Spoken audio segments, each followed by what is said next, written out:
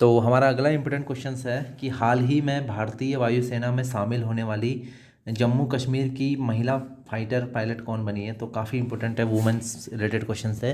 तो इसका जो राइट आंसर है वो है डी, माव्या सदून। तो माव्या सदून जो है वो जम्मू कश्मीर से महिला फाइटर है। तो काफ़ी ज़्यादा इंपॉर्टेंट हो जाता है इस टाइप के क्वेश्चंस। तो आप लोग इसको नोट कर लीजिए, माव्या सदून, option D is right answer. तो अगला इम्पोर्टेंट क्वेश्चन है कि प्रतिवर्ष अंतर्राष्ट्रीय ओलंपिक दिवस कब मनाया जाता है। तो ये मनाया जाता है बी, 23 जून को मनाया जाता है अंतर्राष्ट्रीय ओलंपिक दिवस।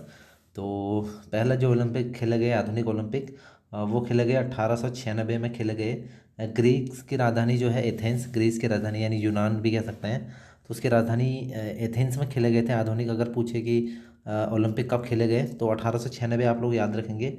1896 से शुरुआत हुई इनके खेल्स की। तो ओलंपिया पर्वत पर ही खेला जाता है, तो इस वजह से ओलंपिक तो इसका नाम पड़ा है जो ओलंपिया पर्वत जो वहाँ पे था ओलंपिक ग्रीस में, तो इसलिए उसका नाम ओलंपिक पड़ा। तो याद रखेंगे 23 जून राइट आंसर है। तो अगला इम्पोर्टेंट क्वेश्चन है कि किस अंतरिक्ष एजेंसी ने शुक्र ग्रह पर अपना पहला ऑर्बिटर इनविजन भेजने की घोषणा की है। तो शुक्र ग्रह के लिए है ये बेसिकली। तो इसका आंसर है ऑप्शन बी, ESA यानी European space agency. European space agency क्या कर रही है, नासा की मदद से अपना ऑर्बिटर भेज रही है। कहाँ पे, शुक्र ग्रह पे भेज रही है। तो 2023 तक उम्मीद है कि ये मिशन जाएगा। तो नासा की मदद के साथ भेज रही है, ये शुक्र ग्रह पर अपना पहला मिशन भेज रही है। तो याद रखें, काफ़ी ज़्यादा इंपॉर्टेंट है। अगला इंपॉर्टेंट क्वेश्चन है कि इसराइल के नए प्रधानमंत्री के रूप में किसे नियुक्त किया गया है। तो ये किया गया है ऑप्शन ए, नफ्ताली बेनेट को। तो याद रखेंगे नफ्ताली बेनेट। और इससे पहले कौन थे, बेंजामिन नेतन्याहू इससे पहले थे, और अभी वर्तमान में है नफ्ताली बेनेट। और इसराइल के जो राष्ट्रपति वो हैं, कभी कभी राष्ट्रपति भी पूछ लिया जाता है, तो वो हैं इज़ाक हर्जोग।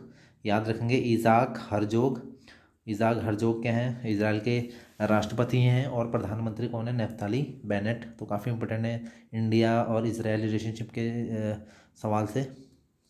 अगला इंपॉर्टेंट क्वेश्चन है कि हाल ही में किस क्रिकेट टीम ने वर्ल्ड टेस्ट चैंपियनशिप 2021 की पहली ट्रॉफी जीती। तो ये जीती न्यूजीलैंड ने। न्यूजीलैंड ने भारत को हराया था, इंडिया को हरा के वर्ल्ड टेस्ट चैंपियनशिप 2021 की ट्रॉफी जीती थी। तो काफ़ी ज़्यादा इंपॉर्टेंट है, वर्ल्ड टेस्ट चैंपियनशिप याद रखेंगे। अगला इंपॉर्टेंट क्वेश्चन है कि हाल ही में किस राज्य में दुनिया का पहला आनुवंशिक रूप से संशोधित रबर प्लांट लगाया गया। तो जेनेटिक जो आनुवंशिक संशोधित पौधे होते हैं उनके जीन में चेंजेस करके वो पौधे बनाए जाते हैं। तो वो लगाया गया, उसका प्लांट है असम में। याद रखेंगे असम में, तो क्योंकि दुनिया का पहला है तो इस वजह से ज़्यादा इम्पोर्टेंट है। तो असम में लगाया गया। और इस प्लांट को केरल में बनाया गया। तो केरल में जो रबर इंस्टीट्यूट है जो वहाँ पे, वहाँ से बनाया गया। और इसको कहाँ लगाया गया, असम में इसको लगाया गया है प्लांट। तो याद रखेंगे असम इसका right answer, option B Assam. अगला इंपॉर्टेंट क्वेश्चन है, हाल ही में किस देश ने टीवी पर जंक फूड के विज्ञापन दिखाए जाने पर रोक लगा दी है।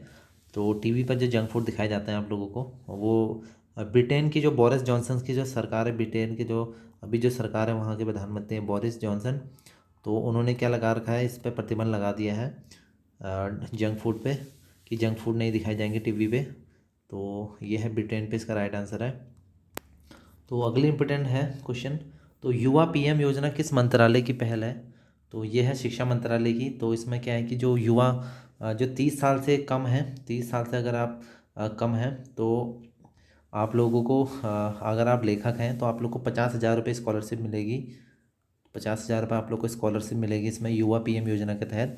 अगर आपकी उम्र 30 साल है और आप एक लेखक हैं तो 75 लेखकों को, जो युवा लेखक हैं उनको यह छात्रवृत्ति देने की घोषणा की गई है। तो काफ़ी ज़्यादा इंपॉर्टेंट है युवा PM योजना, याद रखेंगे।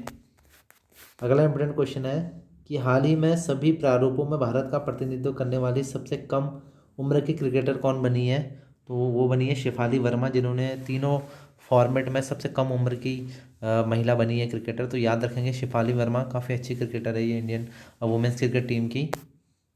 अगला इम्पोर्टेंट क्वेश्चन है कि हाल ही में कौन डोप टेस्ट में फेल होने वाली प्रथम भारतीय महिला क्रिकेटर बनी है। तो वो है शेफाली, सॉरी माफ़ करिएगा, ये वो है अंशुल राव, जो MP की हैं। तो ये डोप टेस्ट में फेल हो जाती हैं तो जो नेशनल एंटी डोपिंग एजेंसी है, नाडा कहते हैं जिसको, तो उसमें ये क्या कर गई हैं, फेल कर गई हैं। तो इन पे 4 साल का प्रतिबंध लग गया है अभी क्रिकेट में। तो याद रखेंगे, अंशुला राव इसका राइट आंसर है, अंशुला राव। तो अगला इंपॉर्टेंट क्वेश्चन है कि केंद्रीय जांच ब्यूरो सीबीआई के विशेष निदेशक कौन नियुक्त किए गए हैं? तो वो किए गए हैं प्रवीण सिन्हा, ऑप्शन डी। याद रखेंगे, प्रवीण सिन्हा को केंद्रीय जांच ब्यूरो यानी सीबीआई का विशेष निदेशक नियुक्त किया गया है। तो ये किया गया इंटरपोल ने किया है इनको। तो ये सीबीआई के अंदर आते हैं, तो सीबीआई के विशेष निदेशक बने हैं ये प्रवीण सिन्हा। याद रखेंगे आप लोग, ऑप्शन डी। अगला इम्पोर्टेंट क्वेश्चन है, तो हाल ही में जापान का फुकुओका ग्रैंड पुरस्कार से किसे सम्मानित किया गया है?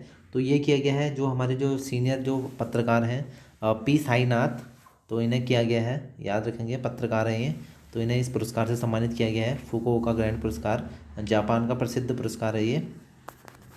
अगला इम्पोर्टेंट क्वेश्चन है, हाल ही में किस राज्य के रामगढ़ विषधारी अभयारण्य को भारत का 52वां बाघ अभयारण्य घोषित किया गया है? तो वो है राजस्थान में, ऑप्शन डी, राजस्थान इसका राइट आंसर है। तो याद रखेंगे, भारत का जो 52वां बाघ अभयारण्य बना है वो बना है आपका राजस्थान में। अगर आप लोगों से पूछा जाए कि भारत का पहला जो बाघ नैनीताल टाइगर रिजर्व है यानी बाघ अभयारण्य है, टाइगर रिजर्व, वो कौन सा था? तो वो था जिम कॉर्बेट। याद रखेंगे, जिम कॉर्बेट उत्तराखंड में है ये। तो ये भारत का पहला टाइगर रिजर्व था। याद रखेंगे, जिम कॉर्बेट पहला था। और अभी का जो रामगढ़ विषधारी है वो राजस्थान, इसका राइट आंसर। अगला इम्पोर्टेंट क्वेश्चन है कि कौन सा राज्य हाल ही में भारत का पहला रेबीज मुक्त राज्य बना है, जहाँ कोई भी केस पिछले 3 सालों से नहीं आए हैं रेबीज के? तो वो है ऑप्शन डी, गोवा। तो याद रखेंगे, गोवा इसका राइट आंसर है। गोवा को रेबीज मुक्त राज्य घोषित कर दिया गया है, गोवा ने अपने आप को। तो याद रखेंगे, भारत का पहला है, इस वजह से ज़्यादा इंपॉर्टेंट है। अगला इम्पोर्टेंट है आपके लिए क्वेश्चन, तो डब्ल्यूएचओ ने हाल ही में किस देश को मलेरिया मुक्त घोषित कर दिया है? तो उसका राइट आंसर है बीच, ऑप्शन चीन। तो चाइना को क्या कर दिया है, तो चाइना को मलेरिया मुक्त घोषित कर दिया गया है। तो चाइना को मलेरिया मुक्त घोषित कर दिया गया है। तो काफ़ी ज़्यादा इंपॉर्टेंट क्वेश्चन है डब्ल्यूएचओ से रिलेटेड, तो इसको नोट कर लें आप लोग। तो अगला इंपॉर्टेंट क्वेश्चन है कि केंद्र सरकार ने हाल ही में एलआईसी चेयरमैन की सेवानिवृत्त आयु उम्र बढ़ाकर कितनी कर दी है? तो ये 60 से कर दी गई है, 62 वर्ष से। याद रखेंगे, ऑप्शन बी, 62 वर्ष से कर दी गई है एलआईसी के चेयरमैन की जो रिटायरमेंट की जो एज है। याद रखेंगे, काफ़ी ज़्यादा इंपॉर्टेंट क्वेश्चन है।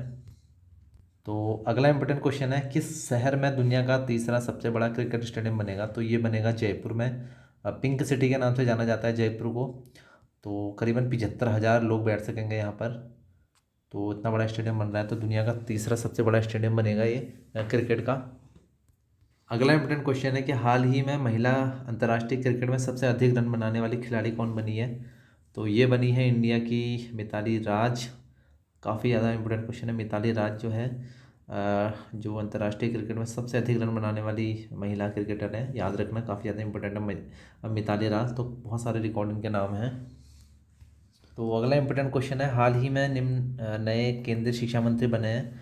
तो वो बने हैं धर्मेंद्र प्रधान। याद रखना, धर्मेंद्र प्रधान। इससे पहले कौन थे? जो रमेश पोखरियाल निशंक थे इससे पहले, अब बन गए हैं धर्मेंद्र प्रधान। तो शिक्षा मंत्री यही है हमारे। अगला और लास्ट इम्पोर्टेंट क्वेश्चन है, आप लोगों को, आप लोग चॉकलेट तो खाते ही होंगे, तो विश्व चॉकलेट दिवस कब मनाया जाता है? काफ़ी इंपॉर्टेंट क्वेश्चन है। ऐसे ही कुछ क्वेश्चन आ जाते हैं आपके उसमें घुमा फिरा के आपके एग्जामिनेशंस में, तो आपको सोचा भी नहीं होता है कि इस टाइप के क्वेश्चन आप लोगों से पूछ लिया जाएगा। तो इसका राइट आंसर है ऑप्शन सी, 7 जुलाई को। तो यूरोप में मनाया गया है सबसे पहले चॉकलेट डे। तो यूरोप में काफ़ी पसंद की जाती है चॉकलेट, तो वहीं से ही शुरुआत हुई इसकी। तो 7 जुलाई को मनाया जाता है वर्ल्ड चॉकलेट डे, तो याद रखना। और अगली आप करंट अफेयर्स की वीडियो आपके लिए आती रहेंगी, तो टॉपिक वाइज भी आएंगी कुछ टाइम बाद। तो जब तक एग्ज़ाम होगा तब तक कवर हो जाएगा करंट अफेयर्स आप लोगों का। तो वीडियो पे आप लोग, अगर वीडियो पसंद आई तो वीडियो को शेयर करना और चैनल को सब्सक्राइब करना। तो मिलते हैं आप लोगों से नेक्स्ट ऐसी वीडियो पे।